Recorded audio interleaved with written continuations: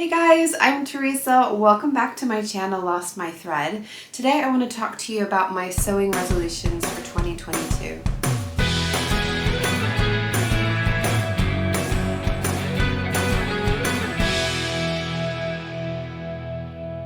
Now, it took me a while to decide if I wanted to make this video today because I am someone who likes to continuously reflect, think back on what I've been doing previously, make personal goals about things that I want to do in the future.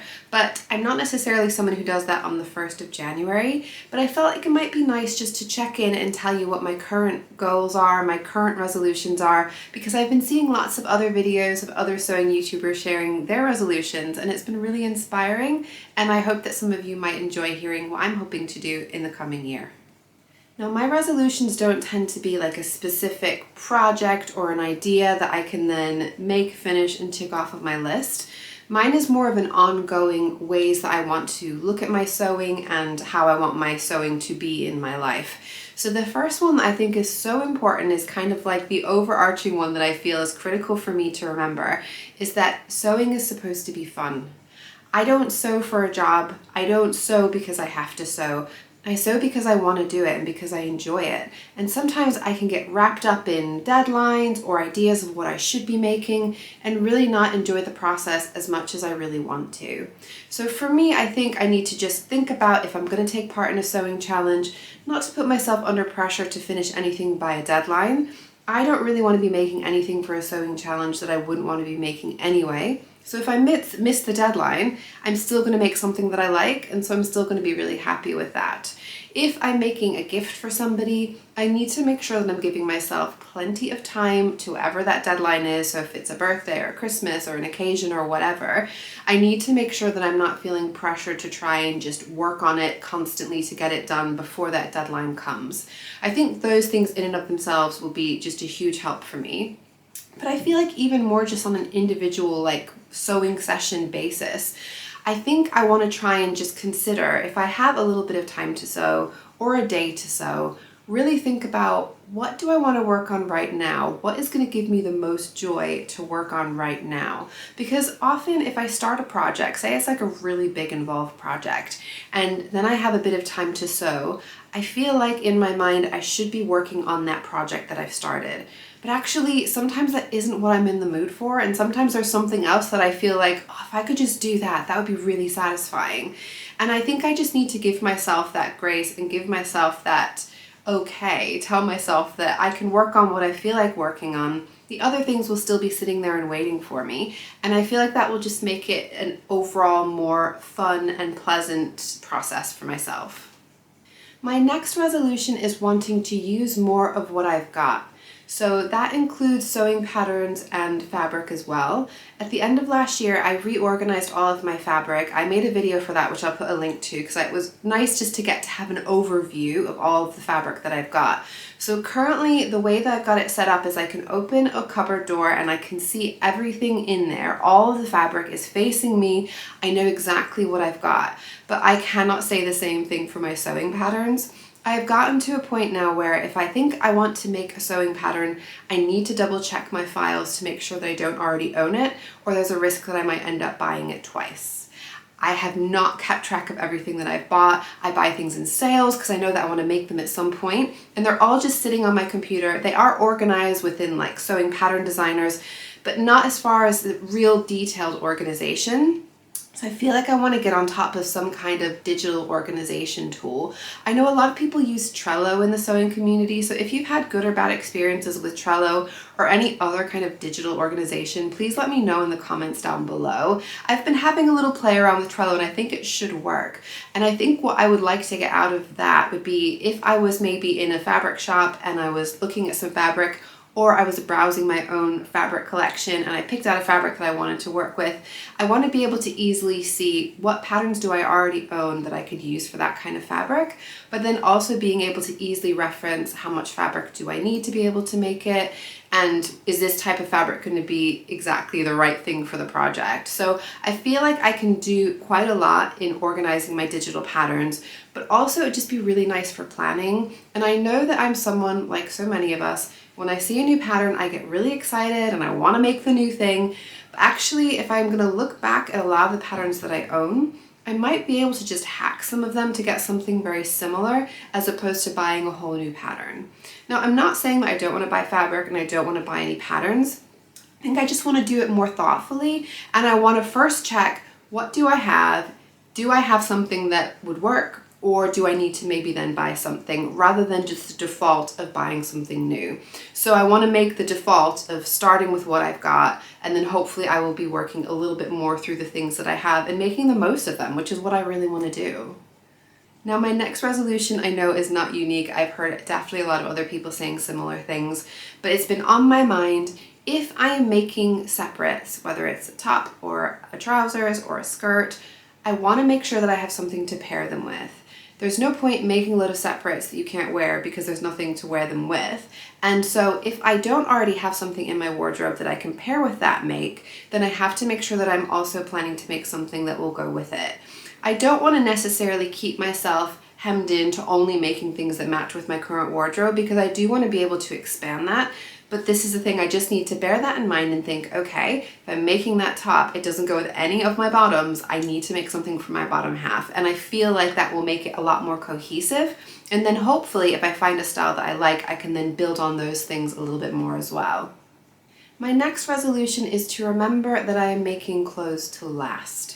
Now, I don't ever feel like I'm hugely rushing through all of my projects, but there are definitely ones where I've taken a little bit more time to try and get the finish really nice on the inside, to really think about how I can make those seams a lot stronger, to make them more longer lasting. I would like to focus a little bit more on the slow sewing aspects. I already do a fair amount of hand sewing here and there. I have definitely done my fair share of things like French seams, Hong Kong seams. There are times when I've taken that little bit of extra effort on the finish, and I want to try and do that in general a bit more. I'm not saying that I'm committing to doing that for every single project, but I think projects when it makes a little bit more sense, when maybe the fabric's a little bit more delicate or it's a little bit more of a special project. And I think the main thing for me in this is remembering that, particularly when I get to the end of a project. I don't know about you guys, but when I'm getting close to finishing something and I'm working on the hem, or I'm just working on the final finishing details, that's when I start to feel really, really excited about the project, and I can unfortunately then start to rush myself a little bit, and I might make silly mistakes, or it might just not be as neat as I want it to be. So those are the times when I really have to remind myself, I'm not trying to finish this project as quickly as possible. I'm trying to finish this project to be as good quality as it can, so that way I can be wearing it for years to come. My next resolution is trying to document my makes a little bit better for myself.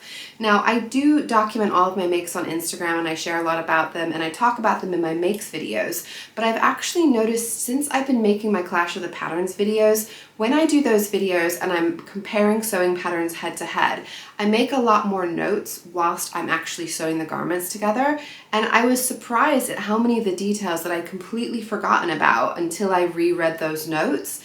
So there might be times when I'm struggling or a bit confused about instructions, or not really liking the technique that the designer has made with this particular garment. And actually, I will then probably quite likely forget that by the time I'm going to write up about it on Instagram or talk about it in my makes videos. And I feel like it's really great for me to actually remember those details, not only to share with you guys, because I know that all of you will appreciate hearing those things if you're thinking about making those garments yourself, but also for myself, so that if I'm making them in the future, I can remember and I can hopefully work through them a little bit more easily, and also just write down any adaptations and adjustments that I make along the way. So I have picked up a few notebooks in the aim of having one specifically to be a sewing journal. So I'm going to be journaling all of my sewing projects. I'm not talking like bullet journal, sewing planner. It's literally just like a notes for myself to be able to keep track of a lot of the details. I also have a notebook for my YouTube planning, because I've got a lot of planning in general with my YouTube channel, a lot of things I want to work on. And then I've got a spare because I'm not sure which I'm going to work through first. But it was a little 3-pack, so I thought I would just get myself organized, have what I need to hopefully keep on top of my projects, and more importantly, help myself to remember and reflect on all the things that I'm making really from now forward. It's not for 2022. This is just for now, for the rest of my sewing. And my final sewing resolution isn't specifically about sewing, but it's very much around sewing. And what I really want to do is try and be a little bit more brave within the sewing community. I want to push myself a bit more to go out there into events, meetups, virtual group meetups, those kinds of things, because I'm an introvert, like many of us who sew. I'm an introvert, and I generally find it a little bit stressful, a little bit out of my comfort zone to go out into big public places where I don't know a lot of people, especially if there's going to be big groups so I feel like they'll know each other and I don't know anyone. It's really awkward. It's not a really nice idea to go into those situations. But what I will say is over the past year, I have gone to events and I have done virtual parties. And actually when I've done those things, I have enjoyed them so much more than I thought I would, because the sewing community is awesome. You guys are like my favorite people. And actually getting to meet you guys in real life or virtually, whatever it might be, it's really, really fun. And it just feels like I'm with my people. So I feel like I need to push myself to do that more. And the more I do it, the more I will know people and the more I won't feel like the outsider that's coming in and everybody knows each other. What I would ask of you guys is, if you're in London or around London and you're going to any kind of meetups, parties, events, whether it's virtual or face-to-face, tell me, because I would love to go and know that there are people there who I know. So that way, if I feel awkward and you might feel awkward, we've got each other, right? So be my friend, be my sewing buddy, and I would love to meet up with any of you guys out in the real world or in the virtual world anytime that it works well for both of us. So that is my final resolution of something that I'm hoping to do this year. I feel like I said, my goals, my resolutions, they do change and they fluctuate throughout the year. So I'm not committing to these things, but this is more just like a snapshot of where I am right now in my sewing and where I want it to go going forward from now. I hope it was interesting to hear about my 2022 sewing resolutions. I will be looking back at these next year just because I think it's useful to check in where I am and if my goals have changed. But I would love to hear if you have any sewing resolutions as well, because I think it is always useful for each of us to learn from each other and think about how we can improve our sewing experience and how we can make our sewing better and more enjoyable. If you're not already subscribed to my channel and you enjoyed watching my video and you want to see how my goals go throughout the year, please do subscribe down below. Give me a like if you enjoyed that video as well, and I will see all of you very soon. Bye!